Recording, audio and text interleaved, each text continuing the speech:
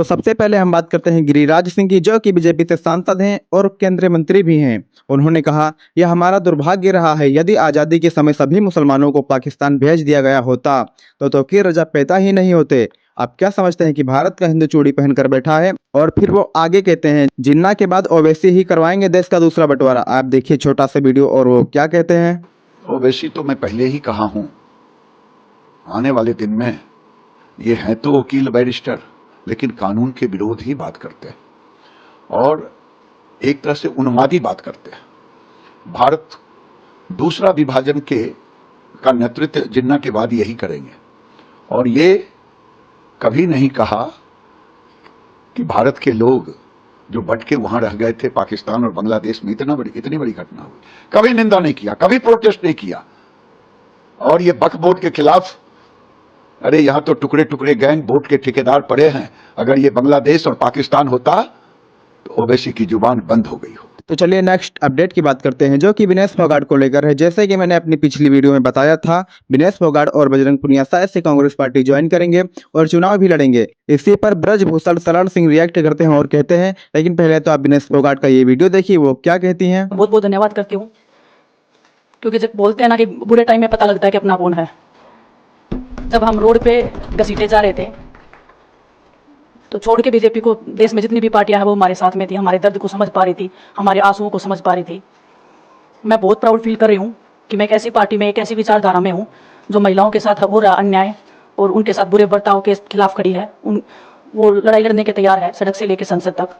और मैं विश्वास दिलाती हूँ पूरे देशवासियों को, जो मेहनत, जो लगन से हम। इसके बाद बजरंग पुनिया भी रिएक्ट करते हैं और कहते हैं, दिनेश ने बताया कि बुरे समय में हमारे साथ खड़े हुए, जो आज बीजेपी की IT सेल बोल रही है कि इनका मकसद तो सिर्फ राजनीति करना था।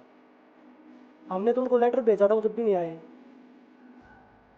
हमने तो बीजेपी के जो सांसद थी, जितनी भी महिला सांसद थी, उनके घर पे लेटर दिया था, वो फिर भी उन बच्चियों के साथ नहीं खड़े हो पाए। कांग्रेस पार्टी तो बिना कुछ हमने इनको बताया, ये वहाँ पे हमारे साथ खड़े हुए। आज हम इस पे कांग्रेस पार्टी में आए हैं, मैं धन्यवाद देता हूं सभी का। चलिए अब मैं आपको बताता हूं कि ब्रजभूषण शरण सिंह ने क्या कहा। तो उन्होंने कहा, मेरे खिलाफ जब महिला पहलवानों ने आरोप लगाए थे तभी मैंने कह दिया था कि यह कांग्रेस की साजिश है। हरियाणा के बड़े नेता दीपेंद्र सिंह हुड्डा और भूपेंद्र सिंह हुड्डा हमारे खिलाफ साजिश कर रहे हैं। आज दोनों पहलवान जब कांग्रेस पार्टी में शामिल हुए तभी मेरी बात पर मुहर लग गई।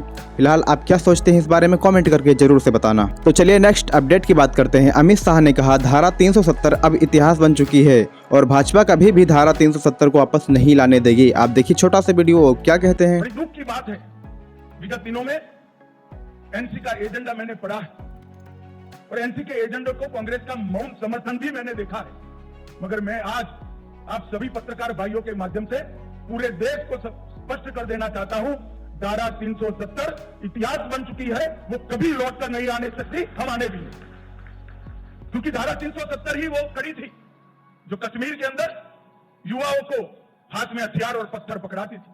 अलगाववाद की विचारधारा ही युवाओं को विकास की जगह आतंकवाद के रास्ते पर शिफ्ट करती थी। और आज मोदी जी के नेतृत्व में ढेर सारे। तो चलिए नेक्स्ट अपडेट की बात करते हैं। राजनाथ सिंह ने कहा, तीनों सेना युद्ध के लिए तैयार रहें, कभी भी पड़ सकती है जरूरत, इसीलिए रहें तैयार। भारत एक शांतिप्रिय राष्ट्र है, लेकिन शस्त्र और बलों का शांति बनाए रखने के लिए युद्ध के लिए तैयार रहने की जरूरत है। भविष्य में देश के सामने आने वाली समस्या और अप्रत्याशित हमलों से निपटने के लिए तैयार रहने का आह्वान किया है। तो चलिए नेक्स्ट अपडेट की बात करते हैं। नीतीश कुमार ने बहुत ही फनी तरीके से भाषण दिया भाई। यस, वो कहते हैं, ए तुम लोग सब खड़ा हो, खड़ा होकर ताली बजाओ। ए आगे वाला सुन नहीं रहा है जी, खड़ा हो ताली बजाओ। आप देखिए छोटा सा वीडियो और वो क्या कहते हैं। ताली बजाइएगा, उनका बजाइएगा ना। अरे खड़ा होके बोलो, खड़ा होके बोलो, उनका स्वागत करो। अरे नीचे क्या खड़ा, ये आगे तक खड़ा हो। अरे आगे खड़ा क्या हो, उनका स्वागत के लिए खड़ा हो। ए आगे क्या है भाई, सब खड़ा, सब इनका स्वागत करिए।